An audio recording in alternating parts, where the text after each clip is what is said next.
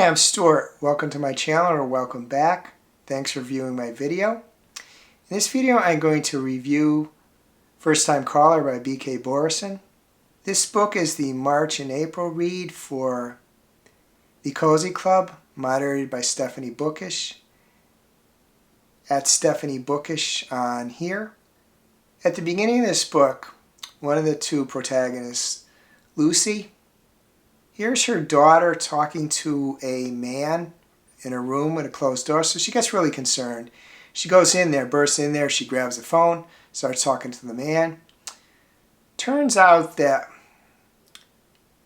her daughter, Maya, 12, that's why she's concerned, she's 12 years old, called a local radio station, a late night show, a love help show. And the man she's talking to is the man who does the show, Aiden. And Maya called because she's concerned that her love life isn't going very well. She wants her mother to be happy. So Lucy ends up talking to Aiden for a little while. And what happens is she ends up going on the show with Aiden. I won't go beyond that to say what happens.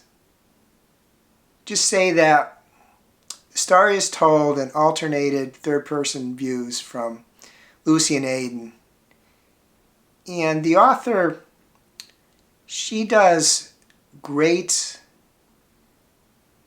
verbal and internal dialogue that is really funny, quite amusing, but the book has a lot of heart too. This was a kind of book that a book that's an antidote to some of the books I read. This was a really good book for that. There's a lot of good supporting characters in this book. Maya's father is the childhood friend, best friend of Lucy. He lives right next door with his husband, Mateo. They're kind of like two fathers to Maya. Grayson does kind of get into Lucy's business, but sometimes be a little irritating, but his heart's in the right place. Lucy has one other friend that lives across the street, so she doesn't have a big group. She works as a mechanic at a local garage, and the three men who work there they get in her business, but they're really concerned with what's going on with her too. So the two lead characters are great, and the supporting cast is great. The book did slow down a little bit for me early in the second half, but it picked up speed.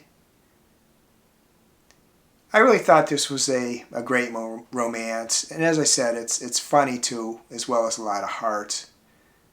There was a few pretty graphic, spicy scenes, sometimes using what I would consider crude words. I don't want to say what the words are because perhaps it's not right to say on YouTube, but there was that a little bit. And as I've said in other videos, beyond just the crude words, spicy scenes tend to drag on for me, sometimes a little too long, but there was a few of those in this book, but it didn't really stall the momentum for me. But I just want to let people know because I know especially graphic ones could be a problem for people.